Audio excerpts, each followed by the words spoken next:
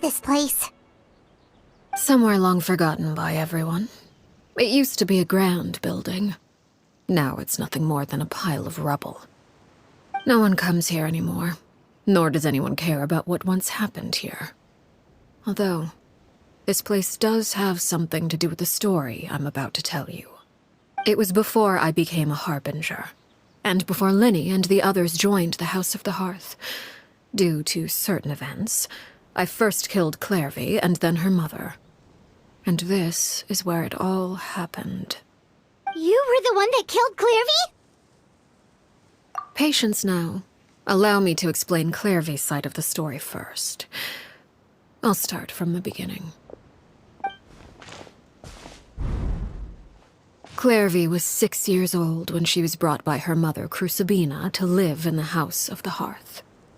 From the outside, it seemed like a fairy tale. A thriving family made up of kind adults and friendly children. Crucibina was the knave at that time, and the House of the Hearth was under her control. She was Clairvy's mother by blood, but she was also the mother to all the children in the house. Clairvy was happy here, for a time. But she quickly realized that being part of this family wasn't a fairy tale at all. It was a kind of purgatory. Purgatory? Exactly. The House of the Hearth takes in war orphans from all over Tevat. But as for how to raise them, that depends entirely on the person in charge. Crucibina came up with a novel idea.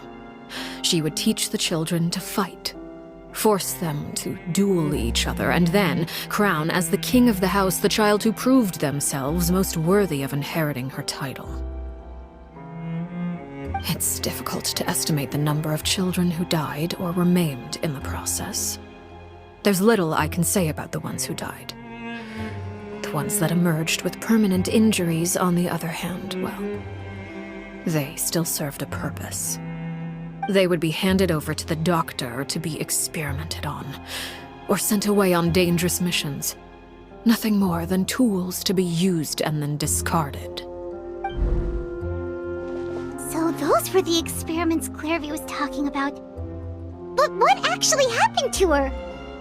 You said that Clairvy was Crucibina's daughter, so if Clairvy tried to convince her to stop what she was doing, Crucibina probably would have listened, right? Despite being Clairvy's mother, Crucibina cared little for her daughter. She forced Clairvy to join the House of the Hearth only as a means to demonstrate her own impartiality as a mother, to prove that she treated all her children equally.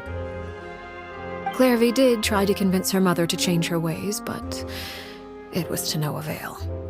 After her efforts failed, the only other option was to rise up and try to fight back. Unfortunately, the other children had already been thoroughly indoctrinated into the illusion of happiness Crucibina had created. Of course, there was one exception. Someone Clairvy's age who knew the truth about the House of the Hearth. Her name was Peruere. Wait, the friend that Clairvy mentioned? Friend, huh? I suppose we can call her that for now. Clairvy was a cheerful and passionate person with a tenacious spirit. Peruere, on the other hand, was rather cold-blooded. Her cold-blooded nature allowed her to see through Crucibina's facade. Yet, it was also this cold-bloodedness that prevented her from acting against it. At least at first. While Clairvy longed for freedom, Peruere was convinced that, amid all the fighting and violence, she would make it until the end. Despite their differences, the two became fast friends, united by their knowledge of the truth. Clairvy told Peruere that she hoped to create a real family, where no one would be killed or sacrificed. There may have been a certain naivete to her ideas, but Clairvy proved her determination many times over. She tried countless times to run away, ask for help, or expose the truth. But her efforts only earned her beating after beating. The only thing that kept her going was her strength of will. Even with her body racked with pain, she would still stand on her tiptoes and open the window at night. She and Perouer would look out at the moon together, a fierce longing for freedom shining in her eyes. But one day that light simply vanished. Oh no. What happened? Her hopelessness resulted from a culmination of things. 10 years had passed. 10 years worth of failure after failure. She and Perouer weren't children anymore, but finding any chance to escape still seemed as hopeless as ever. It was during this time that Perouer suggested a new plan. If escaping was out of the question, why not take down the very person sitting on top of this throne of lies? Mother herself. Clairvy rejected that proposal. She claimed that, as a famous harbinger, Crucibina possessed an unimaginable amount of power. Trying to kill her would have an incredibly low chance of success. Clairvy never gave another reason, but Perouer could see it written all over her face. Clairvy still thought of Crucibina as her mother. Killing her own flesh and blood was a line she couldn't bring herself to cross. If she couldn't escape and fight back, then only one option remained. Precisely.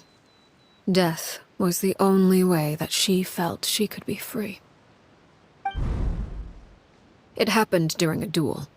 When she arrived at the dueling ring that day, her partner turned out to be none other than Perouer, the very person that had stood by her side all those years. It was a fierce battle.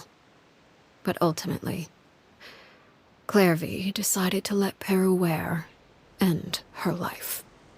From that moment on, Perouer's journey was one written in flames.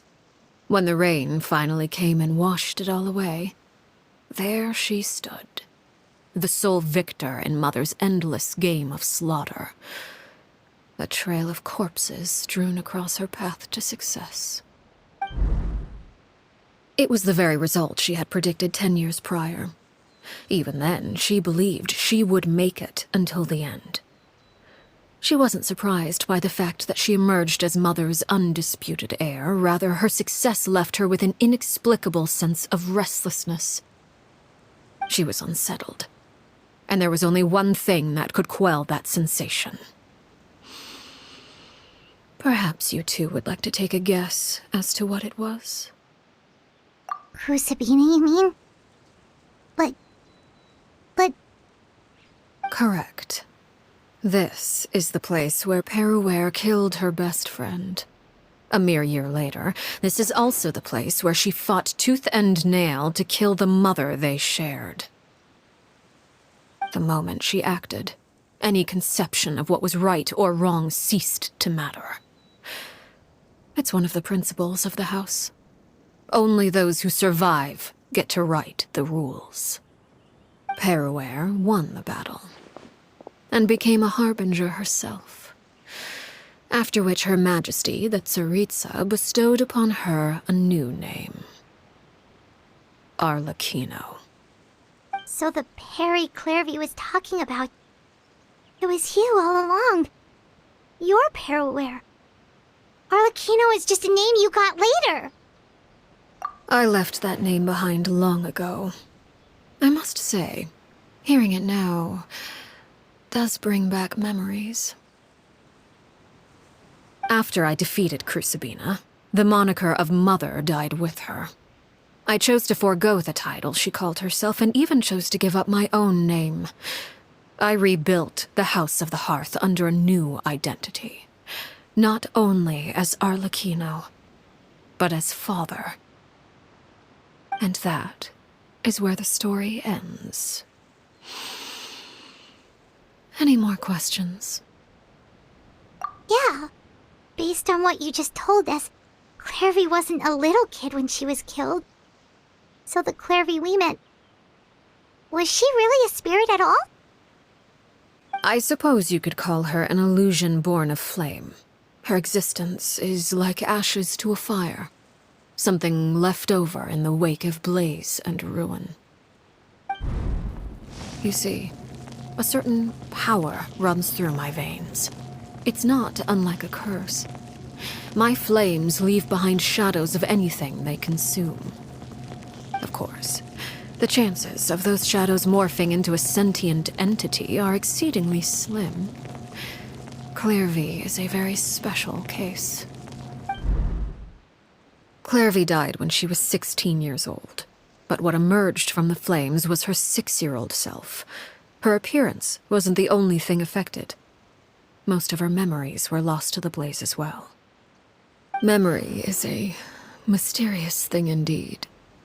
Losing a portion of your memories will alter your sense of self. Lose 10 years' worth, however, and it would be like living in the past. Like returning to a version of yourself that never grew up. No wonder Paimon got such a weird feeling when we were talking to her. Perhaps I should put it this way. Clairvy is someone trapped in time. It may seem like she exists with us in the present, but she truly lives in the confines of her own past. So if all of that is true, then you must have known about Clairvy for a long time. Indeed. She's a rather volatile and unstable entity. Sometimes she would look after the children. She's even saved some of their lives. But other times, she would hide from me and become obsessed with revealing the truth about the house to anyone who will listen. Shadows don't have the capacity to learn or grow. Any new information they encounter is quickly forgotten over time. Your attempts to expose Clairvy to sunlight, they failed, yes? The reason is actually quite simple. In Clairvy's mind, the house is impossible to escape, and it is this very perception that traps her there. But no matter. All I have to do is kill her again, and all will be resolved.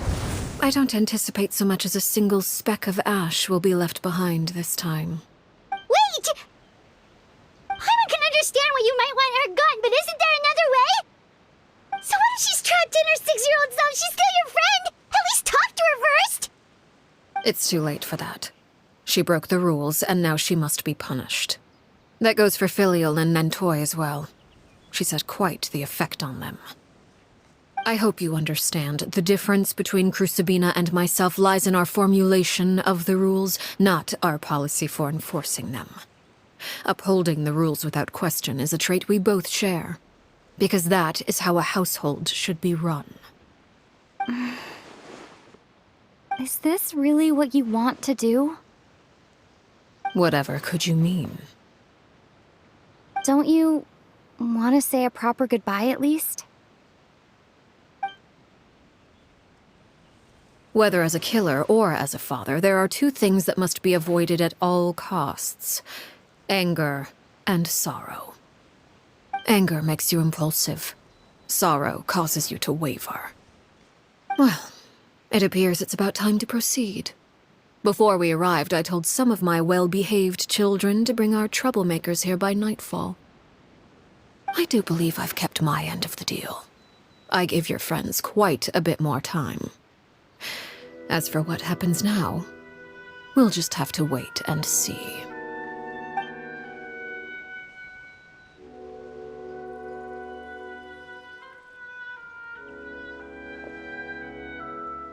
Here they are, Father. Oh, you gonna execute him? Seeing something like that would actually be a first for me. Lenny! I'm sorry. I heard about how you helped buy us more time. But I still failed. I couldn't find a way to fulfill her wish. Huh? Are you... Perry? Indeed, it's been a while, Clairvy. Perry! Shh, stay right there. I'm sorry to postpone our reunion, but first I believe certain scores need settling.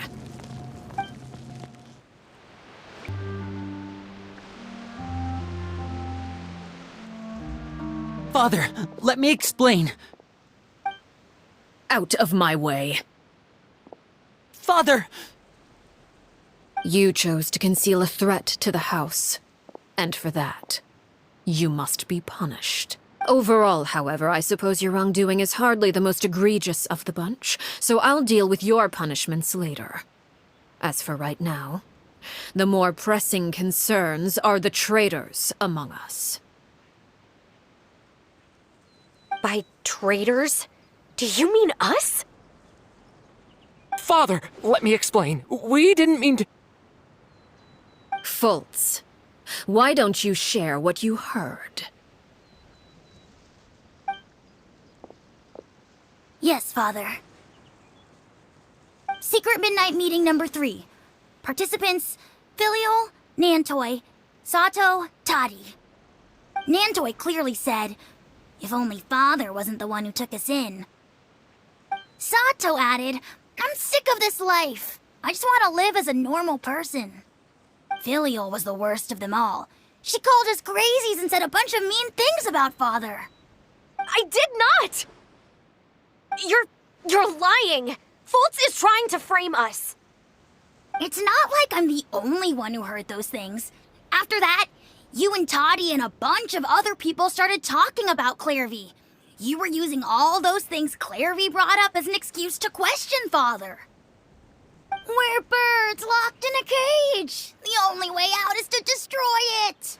That's what you said, wasn't it? You little... You just want me gone, don't you? What did I ever do to you, huh? And you, Sheplo, have you forgotten who stood by your sickbed, watched over you, and changed your dressings? Come on, let's hear it then.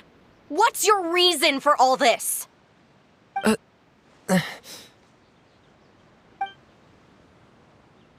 You're wrong, Filial.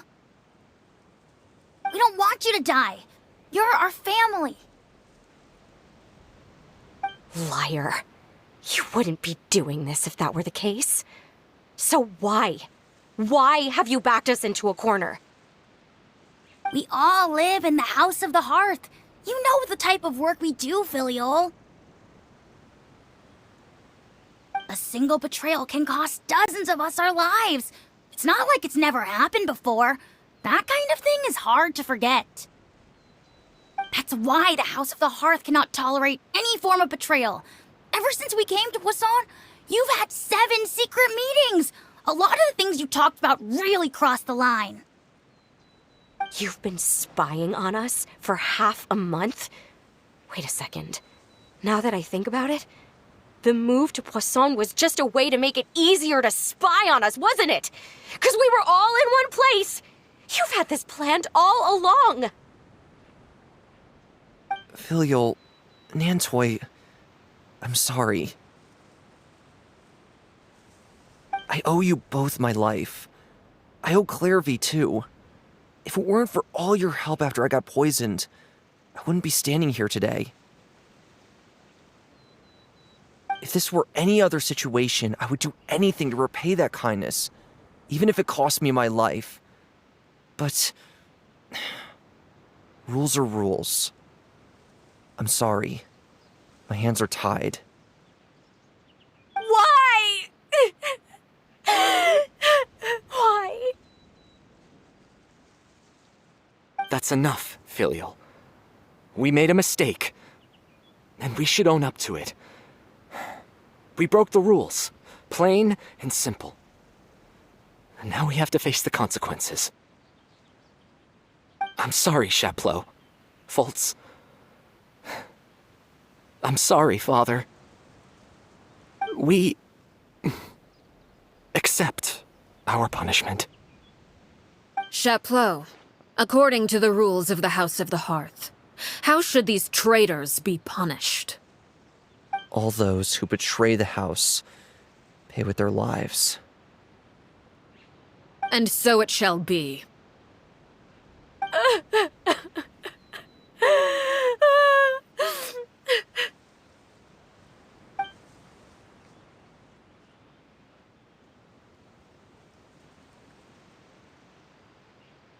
Father, please wait!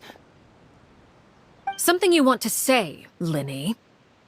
Please reconsider, Father. What Filial and the others did, does it really count as betrayal? We all come from broken families. From the very first day we joined the House of the Hearth, we wanted nothing more than to make it a real home. But the truth is, none of us know what a real home should look like. I'm not saying I have all the answers. All I know is this. Killing Filial and the others may uphold the rules, but doing so will only bring us further away from being a real family than we've ever been. So please, Father, please reconsider. I agree with Linny. Father, please. Linny, you...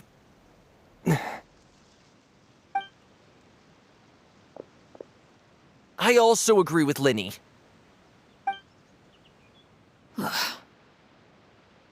An order once given cannot be rescinded. However, given the extent of your determination, I suppose we shall have to go about this a different way. Draw your weapons and face me. Our weapons? Father, are you referring to a duel? Precisely. The rules of the house will not be altered. Traitors must be punished. However, resolving disputes with a duel is also one of our rules, one that also applies to me. Demonstrate a sufficient showing of strength, and I shall offer a concession. Wait. Beat Father in a duel? Impossible. Father is way too strong, even for Linny.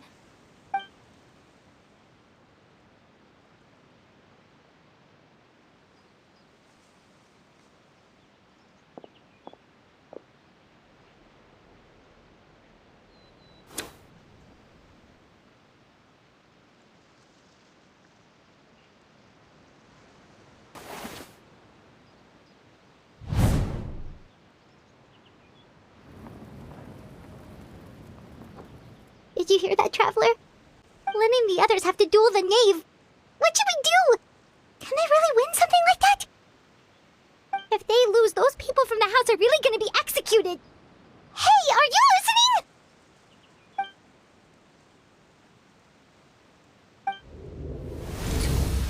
Don't you want to say a proper goodbye at least?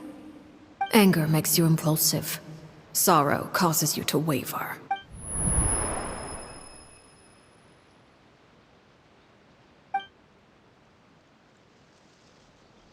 Oh, looking at that expression on her face, she seems really serious about this.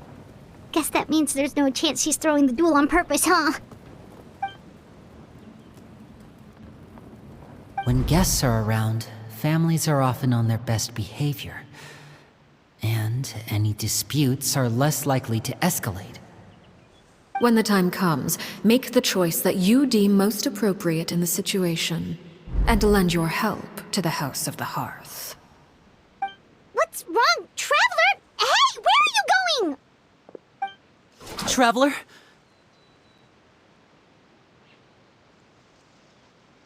You're asking to join the duel against the knave?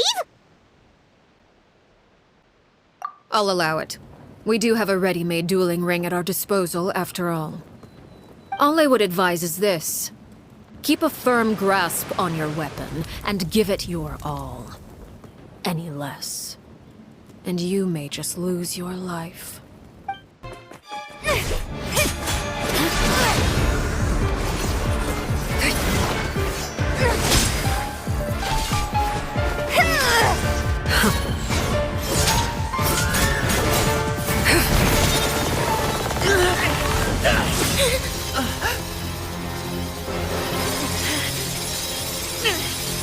You should know better than to crowd in one place.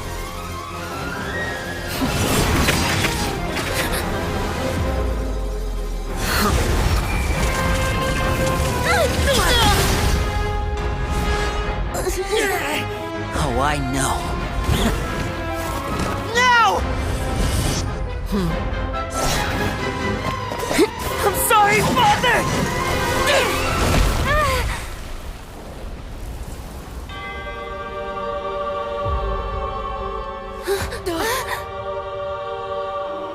Sorry for what? This pitiful excuse for an attack.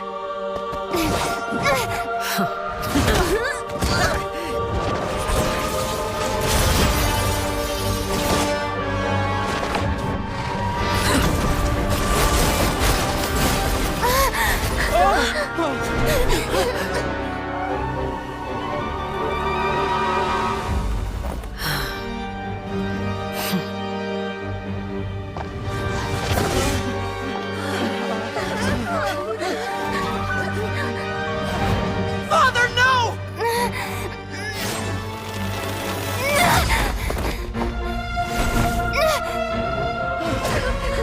Made it out, did you? You're stronger than I expected.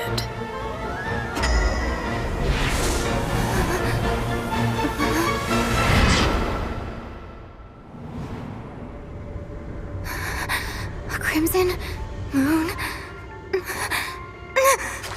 I can't move.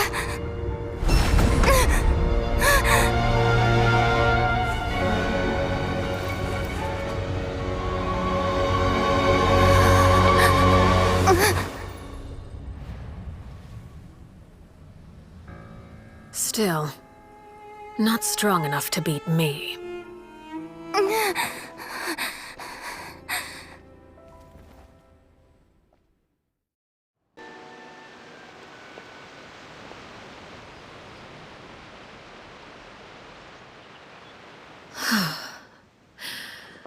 I believe we can end things here.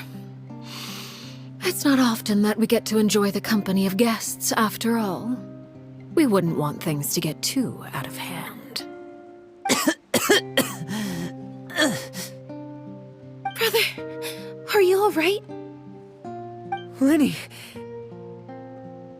Given that I am the victor of this duel, as agreed, the punishment stands. No! I never thought things would end like this. However, everyone involved in the duel demonstrated a remarkable level of strength and determination. In light of this, I'm prepared to change the method of execution. Elwar, the bottled flames I gave you for safekeeping. Do you still have them? Yes? I wasn't sure what they were for, but I've kept them super safe. I didn't lose a single one. Wonderful. Then, in just a moment, I'll have you administer them. Bottled flames? Indeed. They're the product of a secret experiment. Under certain special circumstances, flames can be extracted from my person and preserved. Once ingested, searing pain will spread across every inch of your body. No harm will come to you physically, but your memories will be burned away. If you can withstand the pain.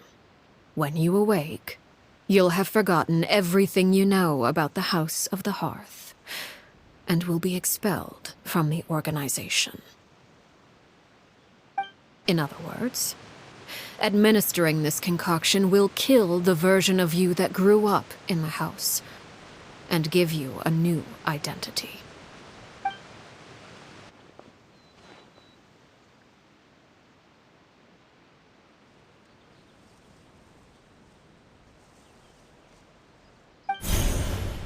Memory is a mysterious thing indeed. Losing a portion of your memories will alter your sense of self.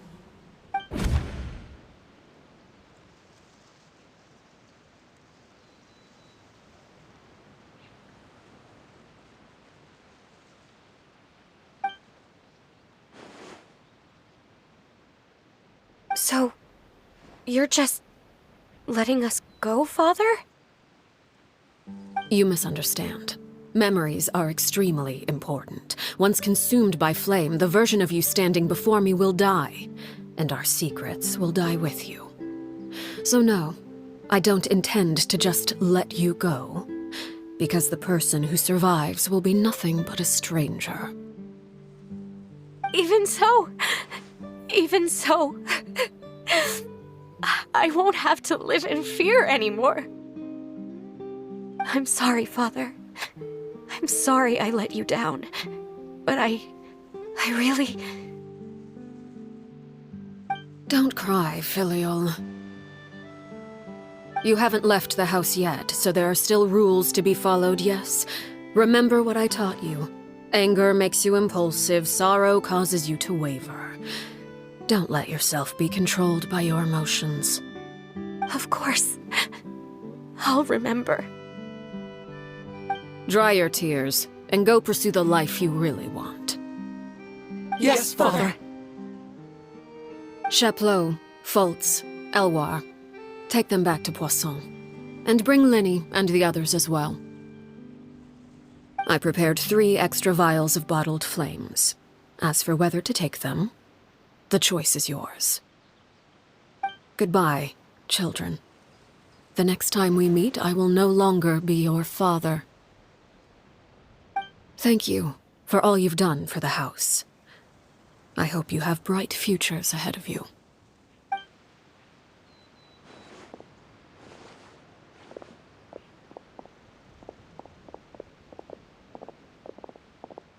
Father! Let's go.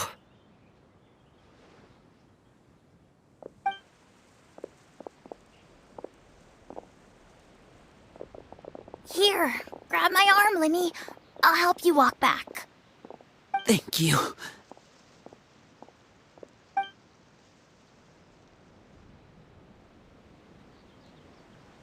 Clairvy.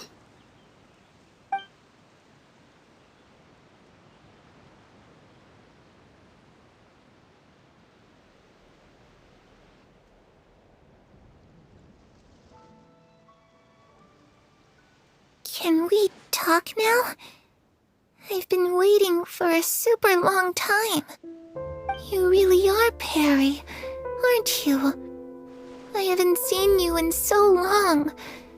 How come you're all grown up? Wait, did I somehow travel to the future on accident? Or am I dreaming? What a long dream. Neither. You died, Clairvy. That's what happened. You could have at least sugarcoated it a little. Look, she's that speechless. Oh. Okay then. Huh? That's it? You accepted it just like that? Yep. If that's what Perry says happened, then I believe her. Perry wouldn't lie to me. Plus, I don't really need to know why I'm like this. I'm more curious about what happens in the future. If you're a harbinger now, Perry, that means Mother is gone, isn't she? Can you tell me about it? I want to know what happened to her. And to me. You never stopped trying to defy fate. At first, no one believed you. You could only vent your frustrations to the moon. In fact, you often sought comfort in the night sky. You wanted to see the aurora, so one night we promised each other we would go to Snezhnaya to see it together. Later on, you tried to run away, but you were brought back each time. Mother spared your life, but it wasn't out of kindness. Instead, she decided to make an example of you by slowly torturing you over time. That way, the other children would know what happens to traitors. Still, you never gave up. Mother hoped that through ruthless duel after ruthless duel, she would be able to crown an ultimate victor among the children she raised. But you called on everyone to unite, to fight to a draw in order to reduce casualties. Your efforts may have only delayed the inevitable, but still. You gave them hope. You tried everything you could think of, but every attempt ended in failure. Still, you never turned your sword on Crucibina, and you never turned it on me. On that gloomy day, you told me, "For the last 16 years of my life, I've done everything I can to fight for freedom. But now, I realize that the only freedom I truly possess is the freedom to choose to die. I never imagined I would say something like that. I must have been feeling really worn down. But somehow, I still think I understand. According to Mother's plan, only one of us was going to make it until the end. And I always hoped that person would be you. If I could do it all over again, I still don't think I would make a different choice. Even when I first met you, I knew you'd be able to do what I couldn't. Is that so? Even now, I'm not sure I truly understand what kind of freedom you were trying to pursue. But as the head of the House of the Hearth and as the children's father, I've tried to give them the most basic of freedoms. The freedom to choose their own fate. It's something I discussed with the Iudex of Fontaine. The children who want to leave the house will have their memories wiped clean of all secrets pertaining to the organization. In return, they will be allowed to live a normal life in Fontaine without being prosecuted for their past. Of course, I won't simply hand freedom to them on a silver platter. They have to fight for it and prove themselves worthy of it. Only freedom that is earned has true value. That's more than enough. That's exactly the kind of life I was fighting for. You know, Perry, I think you're a pretty amazing king, and a really great father, too. I'm really happy that you're the one who took over the house. I guess I do have one regret, though. I still haven't seen the outside world. Well, it just so happens that our dear guests over here have been to many nations and traveled to countless places. Perhaps they would be willing to tell you what the outside world is like. Really? Of course! We've traveled all over the place. We've got so many stories, we could probably talk your ears off for 3 days straight. You know, I used to dream of being a bard. Playing the lute while singing into the winds of freedom. Even if there was no one there to listen, I would have continued to sing no matter what. Ah, that's where Mora comes from. I never knew that before. If I had some Mora, I would buy 3 new dresses. One for me, one for Perry, and one for Mother. It's just too bad Perry doesn't like wearing dresses. And Mother, she probably wouldn't accept something like that either. I guess I'd just have to keep them all for me then. I could wear a different one every day. Those yokai you mentioned, what do they look like? I once saw a drawing of this one guy with horns on his head and a super scary face. Are there any yokai like that? Oh, sounds like you're talking about an Oni. Yep, we've met one, and let Paimon tell you, they're not nearly as scary as they look. I was always too afraid to skip Mother's fighting lessons. But at the academia, I bet you could do all sorts of secret things in class. Things that have nothing to do with studying. I'm just kidding. Being able to study whatever you want without having to fear for your life actually sounds pretty great.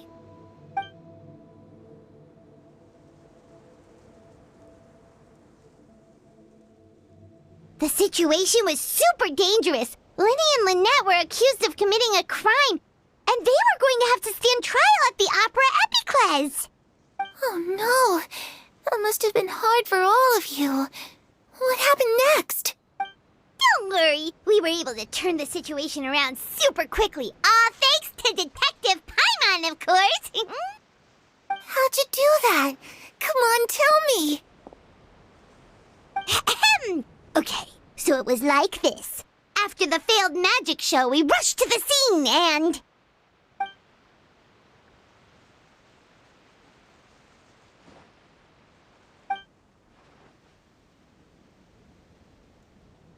Shadows don't have the capacity to learn or grow. Any new information they encounter is quickly forgotten over time.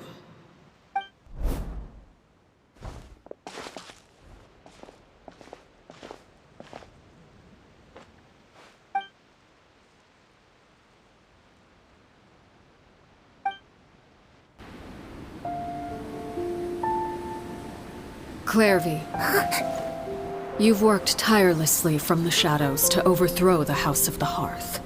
Now, by my authority as the Knave, I shall announce how this matter ends. You are hereby expelled from the House of the Hearth. You are no longer tied to this place, nor are you bound by its rules.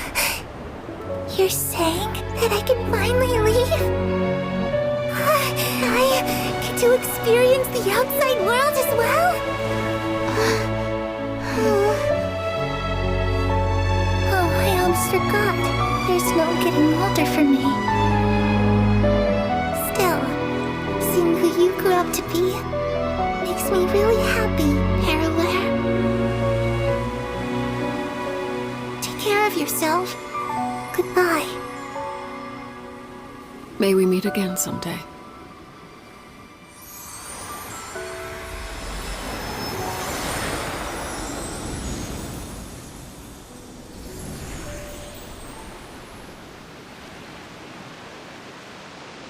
Clairvy.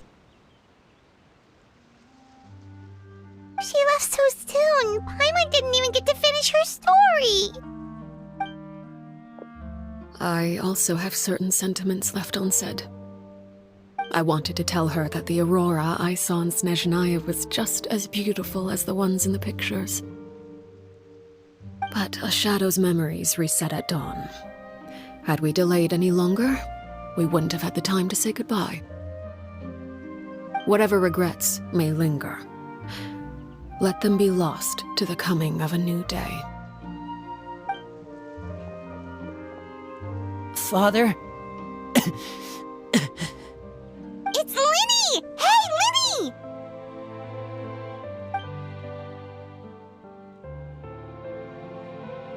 What is he doing back here? Let's go check it out.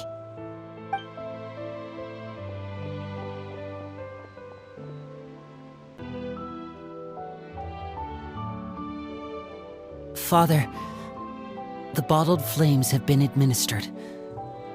Filial and the others have left the house. And you? What have you decided? Thank you for giving us that choice, Father. But we never wanted to leave the house. It's the only home we've ever known. Lynette and Fremine feel the same way. They're recuperating back at the Hotel Bouffe Tété. But I decided to come back and tell you where we stood. I'm sure you're well aware of the expectations I have for you.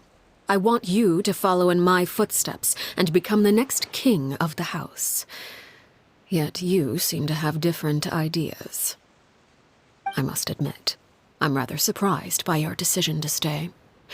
There's nothing wrong with choosing to live a quiet life. Leading this organization is a heavy responsibility, one not so easily carried by someone forced onto the throne. I just never understood what you saw in me. What made you believe I was deserving of that throne? You're brave, talented, and, most importantly, you cherish your family. You would do anything to protect them, even if it costs you your life.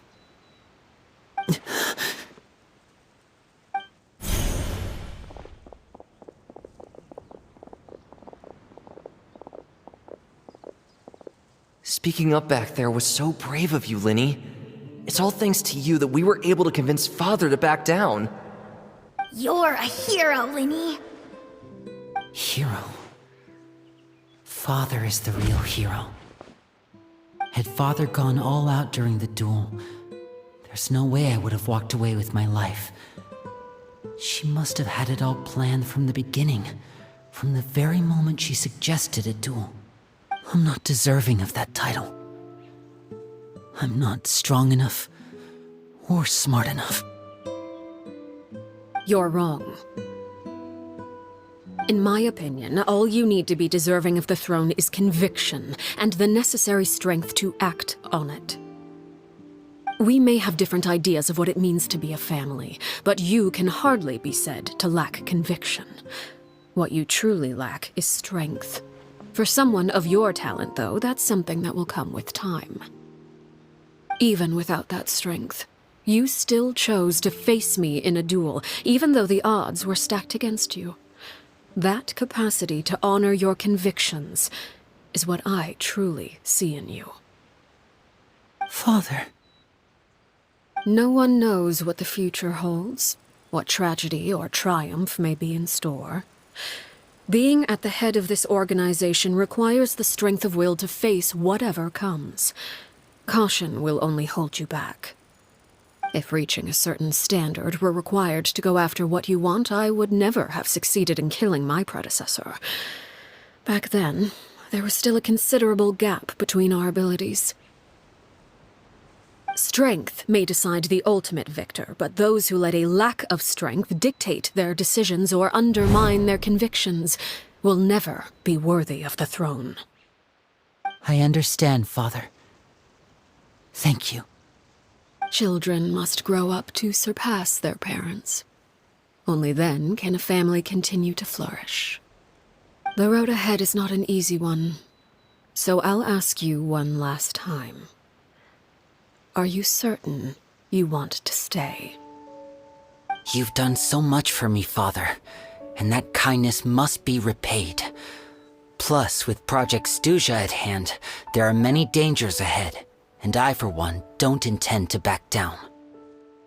Protecting my family at all costs, that's my conviction.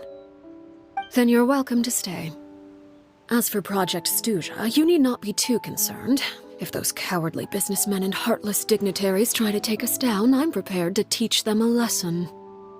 Having members who longed for the light was our organization's last weakness. With those members no longer among our ranks, the House of the Hearth is like a spider hiding in the shadows. We need only wait for our prey to come to us. At present, our imperative is to use their plan to our advantage. In doing so, a crimson moon shall rise amid the frigid blizzards of winter. No demonstration of loyalty shall go unrewarded, and no sacrifice shall be in vain. As for the two of you, whether we meet again as friend or foe, I'll remember the camaraderie we shared in this moment. No matter how arduous the journey ahead, I hope we both reach our desired destination.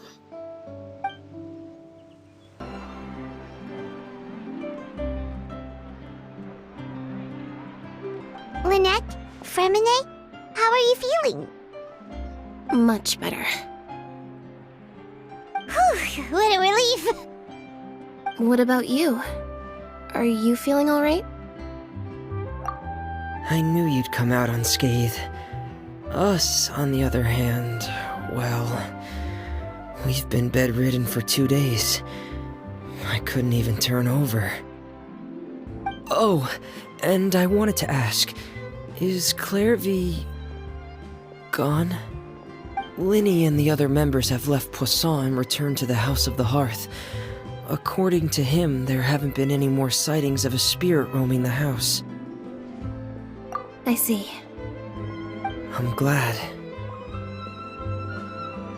Father came to check up on us 2 days ago and told us about what happened with Crusabina and Clairvy. Actually, I've met Crusabina before. Wait, what? You've met the former knave? Crusabina died a year after Clairvy. It was during the year between their deaths that I joined the House of the Hearth.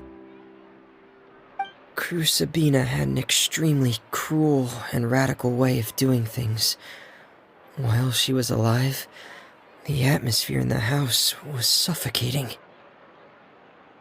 When I joined, though, the experiment she valued so much had already come to an end, and all the people involved, dead and injured alike, were gone. Crucibina never talked about the past with us newcomers.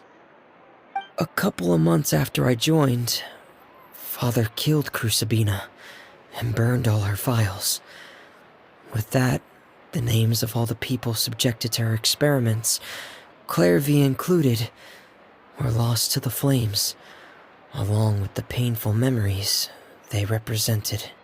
Father took in Lenny and me a couple months after that, but she never mentioned anything about Crucibina or Clairvy. It really seems like something she was planning to keep to herself. The last time you talked to her, did she mention why she kept it a secret for so long? She said she didn't want us to be affected by the darkness of the past. She was worried we'd develop a false sense of gratitude towards her if we knew about it. The foundation of a family should be free of any corrupting influence. Whatever happened in the past, it has nothing to do with who we are now. And that's what Father told us in the end. But I still thanked her for everything. It was only after hearing about what Crucibina did that I finally realized how insignificant our lives could have been. The members of the house meant nothing to her. To say that she valued them in any way, even just as a tool, would probably be giving her too much credit. If Father hadn't taken over the House of the Hearth, I probably would have already... Father rarely brings up the fact that she saved us. She doesn't believe that being indebted to her should be what ties us together. But even if we didn't owe her anything, we would still choose to stay. Because this is our home. We may have arguments or times when we feel wronged. Some people may even choose to leave. But as long as Father is here, we will always have a home. Whether the path before us is bathed in sunlight or shrouded in shadow, we'll follow Father wherever she chooses to go. So I wanted to say thank you for helping us make it through this crisis. Without your help, we could have lost a lot more along the way. Oh, we didn't do anything, really. Of course. You're welcome anytime. Are Filio and Nantoy okay? I actually saw them at a cafe this morning. They didn't recognize me. From what I could tell, they were drinking coffee and talking about one of the operas that started running recently. They seemed happy. If I had to take a guess, I would say they finally found the kind of life they always wished for.